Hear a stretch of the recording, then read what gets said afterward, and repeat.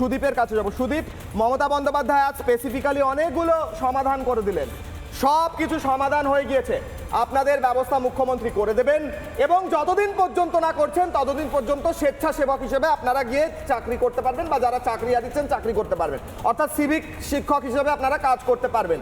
এই সলিউশন, এই সমাধান আপনাদের জন্য গ্রহণযোগ্য, হ্যাঁ কিনা বলুন? না, এই সলিউশন বা এই সমাধান মোটেই আমাদের জন্য গ্রহণযোগ্য নয়। এবং উনি আজকে অনেকগুলো কথা বলেছেন, তার মধ্যে কিছু স্ববিরোধিতাও লক্ষ্য করেছি আমরা। যেমন উনি বলেছেন যে এদের কারো চাকরি তোমাদের যাবে না, তোমরা সিভিকভাবে যেতে পারো। আবার বলেছেন যে কিছু জন আগের চাকরিতে ফিরে যেতে পারেন। অর্থাৎ উনি একদিকে বলছে তোমাদের কারো চাকরি যাবে না, তাহলে কিছু জনকে উনি আগের চাকরিতে ফিরে যাওয়ার জন্য কথাটা বললেন কেন? অর্থাৎ উনি যে কথাটা বলছেন তার মধ্যে স্ববিরোধিতা রয়েছেন। উনি বলছেন যে সুপ্রিম কোর্টের কাছে আমরা যোগ্য অযোগ্য লিস্ট চাইবো, কিন্তু আমাদের পরীক্ষা তো নিয়েছিল এসএসসি, তাহলে যোগ্য অযোগ্য লিস্ট দেওয়ার কথা তো এসএসসি। সুপ্রিম কোর্ট কীভাবে যোগ্য অযোগ্য লিস্ট দেবে বলুন তো আমাকে? সুপ্রিম কোর্ট কি পরীক্ষা আমাদের নিয়েছিল? আমরা যে যোগ্যতার মান উত্তীর্ণ হয়েছিলাম সেটা তো এসএসসির পরীক্ষার মাধ্যমে, তাহলে সেটা তো এসএসসির দেওয়া উচিত। আজকে আমরা ভেবেছিলাম যে আমাদের মাননীয় মুখ্যমন্ত্রী আসবেন এবং তিনি বলবেন যে হ্যাঁ এর পরে আমরা যে রিভিউ পিটিশনে যাব। আপনারা ছিলেন বৈঠকে? আমরা ঢুকতে পারিনি। আমরা ঢুকতে পারিনি, আমরা বাইরে ছিলাম। এবং আমি বাইরে, আপনারা কি অযোগ্য? মানে আপনারা ঢুকতে পারলেন না কেন? ঢোকার কি ব্যবস্থা? আমরা অযোগ্য কিনা সে প্রশ্ন তো এখন গোটা সমাজের কাছে উঠে আছে। আজকে দেখুন সব দল বলছে আমাদের জন্য চিন্তা, আমাদের জন্য চিন্তা, আমরা যোগ্য, আমরা যোগ্য যোগ্য। আর মুখ্যমন্ত্রী এমনই করলেন যে আমরা আজকে কোর্টের কাছে, কোর্টের চোখে আমরা অযোগ্য প্রমাণিত হয়ে গেলাম। ঢুকতে পারলেন না কেন? আমরা ঢুকতে পারলাম না কারণ আমরা পাস পেলাম না। এই পাস অযোগ্যদের কাছে বিলি হয়েছে এবং সেই অযোগ্যকে আজকে আমি হাতে নাতে ধরেছি। সে তাড়া খেয়েছে গঙ্গার ঘাট পর্যন্ত আমাদের দ্বারা, এবং তারপর সে পালিয়ে যায়। ভেতরে যারা স্তুতি করছিলেন অনেকেই, তাদের মধ্যে অনেকেই অযোগ্য ছিলেন। অযোগ্য, হ্যাঁ অবশ্যই ছিলেন, অবশ্যই ছিলেন, অবশ্যই ছিলেন। আজকে আমাদের যারা ওখানে প্রতিনিধি যারা ছিল, যারা যোগ্য যারা প্রতিনিধি ছিল, তার মধ্যে দু চারজন প্রশ্ন করাতে সেখান থেকে পুলিশ তাদেরকে সরিয়ে দিয়েছে। সে ভিডিও আপনারা দেখেছেন চিত্রে। আমি রাজীবের কাছে যাবো। রাজীব বাবু, আপনার কাছে এই সমাধান কেমন লাগছে? মুখ্যমন্ত্রী মমতা বন্দ্যোপাধ্যায়, আমি ডিবেটে যাওয়ার আগে আমি জিজ্ঞেস করি আপনারা কি ভাবছেন, আপনাদের কাছে এই সমাধান কেমন লাগছে? মুখ্যমন্ত্রী মমতা বন্দ্যোপাধ্যায় তো সুপ্রিম কোর্টের কাছে লিস্ট চেয়ে ফেলেছেন, সুপ্রিম কোর্ট লিস্ট দিয়ে দেবে যোগ্য অযোগ্য, তারপর মুখ্যমন্ত্রী মমতা বন্দ্যোপাধ্যায় চাকরি দিয়ে দেবেন। ততদিন পর্যন্ত আপনারা সিভিক হিসেবে, অর্থাৎ স্বেচ্ছাসেবক হিসেবে নিজেদের কাজগুলো চালিয়ে যেতে পারেন। আপনাদের কাছে এই সমাধান গ্রহণযোগ্য? আজকে আমি নিজে ইন্দোর স্টেডিয়ামে ঢুকেছিলাম, সে অনেক কষ্টে ঢুকতে হয়েছিল, তাও আমি ঢুকতে পেরেছি।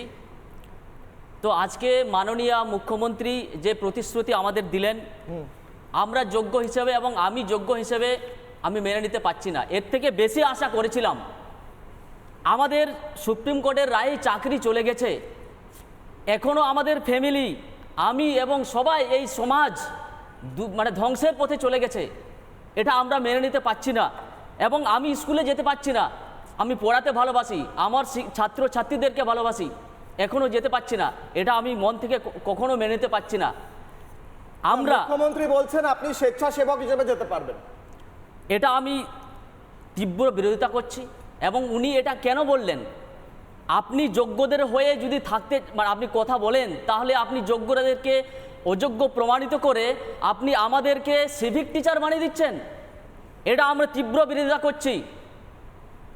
আমি যখন ওখানে জিজ্ঞেস করতে গিয়েছিলাম, আমি হাত তুলে আমি মুখ্যমন্ত্রীকে জিজ্ঞেস করতে চেয়েছিলাম যে আমার কথা শুনুন, আমাদের যোগ্যদের কথা শুনুন। হাত জোর করে আমি জিজ্ঞেস করতে চেয়েছিলাম যে আপনি তো প্রতিশ্রুতি দিচ্ছেন, কিন্তু আমাদের কথা কে শুনবে?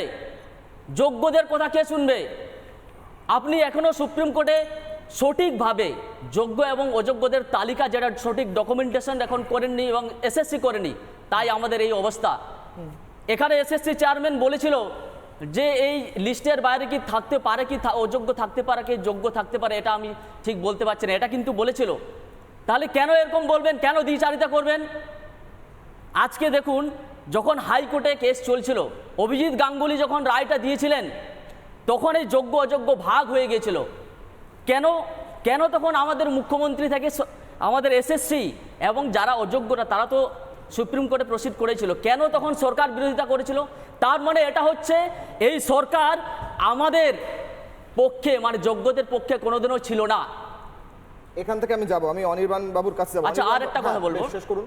আরেকটা কথা হচ্ছে, আমরা এখনো সরকারের কাছে দাবি করতে চাই, এসএসসির কাছে দাবি করতে চাই, এখনও আপনাদের হাতে সময় আছে আমাদেরকে বাঁচানোর জন্য।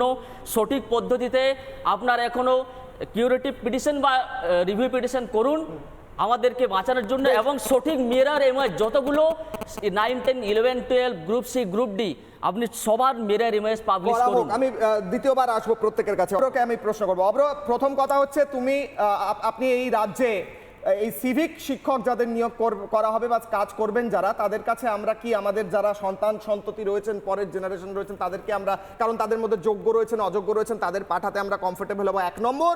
আর 2 নম্বর, সুপ্রিম কোর্ট মমতা বন্দ্যোপাধ্যায়কে এই লিস্টটা কবে তৈরি করে দেবেন বলে আপনার মনে হচ্ছে, বলুন। দেখুন, এসএসসি হচ্ছে রিক্রুটিং অথরিটি। আমাদের রাজ্য সরকারে বসে আছে তৃণমূল কংগ্রেস। তৃণমূল কংগ্রেসের নেতারা জালিয়াতি করেছে, পয়সা তুলে খাটের তলায় লুকিয়ে রেখেছিল, আর কি করেছে তারাই জানে। কিন্তু লিস্টটা এসএসসি দেবে না, লিস্টটা রাজ্য সরকার দেবে না। তৃণমূলের লোক আসানো যুক্তি হচ্ছে লিস্টটা সুপ্রিম কোর্ট দেবে। সুপ্রিম কোর্ট যখন বারংবার জিজ্ঞেস করছিল এসএসসিকে যে আপনারা কি লিস্টটা দিতে পারবেন, এসএসসি কিন্তু দিতে পারবো বলেও লিস্টটা দিতে পারেনি। কিন্তু আজকে গুলিয়ে দেওয়ার জন্য ওই 40 মিনিট মুখ্যমন্ত্রীর বক্তব্য শোনানোর মতো ব্যাপারটা হয়ে গেল। আপনি যদি আরও 40 বার অনির্বাণ দাকে এই প্রশ্ন করতেন, ওই একই রকম 40 বার উত্তর আসতো, ওই ক্ল্যারিফিকেশন লিস্টের অবধি আর উনি যেতে পারতেন না। তো যাই হোক, ঠিক আছে। আমি আবার বাপের জন্মে দেখিনি কোনো চোর মানে একদম নির্লজ্জভাবে চুরি করে তারপর একটা স্টেডিয়াম ভাড়া করে সেখানে মিটিং ডেকে যাদের বাড়ি থেকে চুরি করেছে বা যাদের ঘরে চুরি করেছে তাদেরকে পাস দিয়ে ডেকে এনে বলে যে আমি চুরি করিনি, আপনারা দিব্যি থাকুন, কোনো অসুবিধা নেই। এ আমি বাপের জন্মে প্রথম দেখছি। আজকে আমরা এটা অঙ্গীকারবদ্ধ হলাম যে এরকমও করা যায়। আমরা এটা দেখলাম যে খুব সুন্দর করে চিহ্নিতকরণ করে দেওয়া যায় যে কারা অযোগ্য যখন পাস দেওয়ার ব্যাপার আসে। আমার যারা ভাইরা বা দাদারা বললেন যে অযোগ্যরা অনেকে ভেতরে ঢুকেছিল, তখন কিন্তু পাস দেওয়ার সময় চিহ্নিতকরণ করতে পেরেছে যে কাদের থেকে পয়সা তুলেছিল। তারা গিয়ে তখন হাত নাড়বে, হ্যাঁ মুখ্যমন্ত্রী, ইয়েস ম্যাম করবে, তাদেরকে পাসটা দিয়েছে। কিন্তু যখন এসএসসির তরফ থেকে লিস্টটা সুপ্রিম কোর্টে দেওয়ার কথা ছিল তখন কিন্তু দিতে পারেনি। পাসের বেলায় ওই লিস্ট আছে তাদের কাছে। তো এখান থেকে প্রমাণিত হয় যে তৃণমূল কংগ্রেস যাদের থেকে পয়সা তুলেছে, তৃণমূল কংগ্রেসের কাছে সেই লিস্ট কিন্তু আছে যে এরা হচ্ছে অযোগ্য। আমার মৌলিক প্রশ্ন হচ্ছে যে এই অযোগ্যদের আড়াল করার জন্য আজকে আমার ভাই বা দাদাদেরকে এভাবে সাইফার করানো হলো, তাদের পরিবারগুলোর কি হবে? আমি বলছি, বাম আমলের আপনি যদি ইতিহাস দেখে নেন, ত্রিপুরাতে 2017 সালে সুপ্রিম কোর্টের রায় আছে 10,323 জন টিচার রিক্রুটমেন্ট স্ক্যামে তাদের ত্রুটির জন্য, তাদের 2 নম্বরের জন্য চাকরি হারিয়েছিল, তারপর বাম সরকার পড়ে গেছিল। আপনি যদি ওয়েস্ট বেঙ্গলে বাম আমলে চলে আসেন, 2,200 জন চাকরি হারিয়েছিল 93 এবং 96 সালে। কিন্তু তাদের যোগ্য উত্তরসূরি তৃণমূল কংগ্রেস আজকে এমন 2 নম্বরই করলো যে 26,000 লোক এবং 26,000 পরিবার আজকে কিন্তু পথে বসে গেল। আর আপনাকে বুঝতে হবে যে এই চাকরিতে কিন্তু যারা অ্যাপ্লাই করেছিল টিচিং এবং নন টিচিং, সেই সংখ্যাটা হচ্ছে 23 থেকে 25 লক্ষ। তার মানে ডিরেক্ট অ্যাফেক্টেড হচ্ছে আমাদের রাজ্যের 1 কোটি মানুষ। আমার বক্তব্য হচ্ছে মুখ্যমন্ত্রী মমতা বন্দ্যোপাধ্যায় যখন পাস দেওয়ার সময়, আজকে এই মহান যে বক্তৃতা দিয়েছেন, উনি লিস্ট চাই ওনার সুপ্রিম কোর্ট থেকে, এই লিস্ট চাওয়ার জন্য যে বক্তৃতা দেওয়ার জন্য পাস বিলি করেছেন, ওই 2 নম্বরই লোকজনদেরকে পাস দিয়েছেন। সেই 2 নম্বরই লোকজনদেরকে চাকরি রাখার জন্য উনি ক্যাবিনেট মেমোটা মে মাসের 2022 সালে কেন পাস করেছিলেন? ওই ক্যাবিনেটের মাথায় কে বসে আছে? মুখ্যমন্ত্রী মমতা বন্দ্যোপাধ্যায় নিজে। এবং আগামীকাল যে সুপ্রিম কোর্টের হিয়ারিংটা আছে, ওই সুপার নিউমারারি পোস্ট নিয়ে আছে। আপনাকে আইনজীবী হতে পারে না সেটা বোঝার জন্য, আপনাকে নার্সারির বাচ্চা হলে আপনি বুঝতে পারবেন। আমার বক্তব্য হচ্ছে একটা ক্যাবিনেট পুরো প্রাতিষ্ঠানিকভাবে উনি ঠিক বলেছেন, এই কলকাঠি নাড়ানো হয়েছে, কলকাঠিটা নাড়িয়েছেন একমাত্র মুখ্যমন্ত্রী মমতা বন্দ্যোপাধ্যায়। আমরা পরিষ্কার বলছি, হিমাচল প্রদেশের প্রাক্তন মুখ্যমন্ত্রী এই ধরনের রিক্রুটমেন্ট স্ক্যামে কিন্তু জেলে গেছেন। যেই দিকে যাচ্ছে এই কলকাঠি নাড়ানোর মাথা হচ্ছে মুখ্যমন্ত্রী নিজে। তার পরিষ্কার প্রমাণ হচ্ছে ক্যাবিনেট মেমোটা ওনার প্রেজেন্সে, ওনার অ্যাকশন ছাড়া পাস হয়নি। আমার বক্তব্য হচ্ছে এটার পরে মুখ্যমন্ত্রী এইসব আজগুবি গল্প কোথা থেকে বলেন?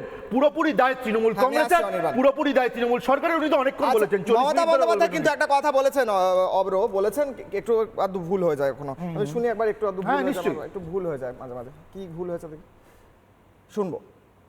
আমি তো চাকরিগুলো দিয়েছিলাম, আমার সরকার দিয়েছিল।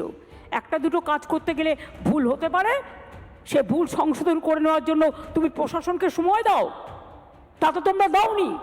Right to make blunders, Netaji Subhash Chandra Bose বলেছিলেন ভুল করাটাও একটা অধিকার। যদি কারো ভুল হয়ে থাকে সেই ভুলটাকে সংশোধন করার দায়িত্ব কার? কোর্ট যদি প্রশাসনকে দিত কোর্ট নিশ্চয়ই কোর্টের কথা মেনে প্রশাসন যে কাজটা করতে পারতো। রাইট টু মেক ব্লান্ডার, ভুল করাটা একটা অধিকারের মধ্যে পড়ে, সেই অধিকার ব্যবহার করেছেন, প্রয়োগ করেছেন এবং সেখানে ভুল হয়েছে। আমি নানা ধরনের কন্টেন্ট দেখার জন্য লাইক করুন, শেয়ার করুন আমাদের ফেসবুক পেজ, সাবস্ক্রাইব করুন আমাদের ইউটিউব চ্যানেল। পাশাপাশি অন্যান্য ব্রেকিং নিউজের জন্য অবশ্যই চোখ রাখুন রিপাবলিক বাংলায়।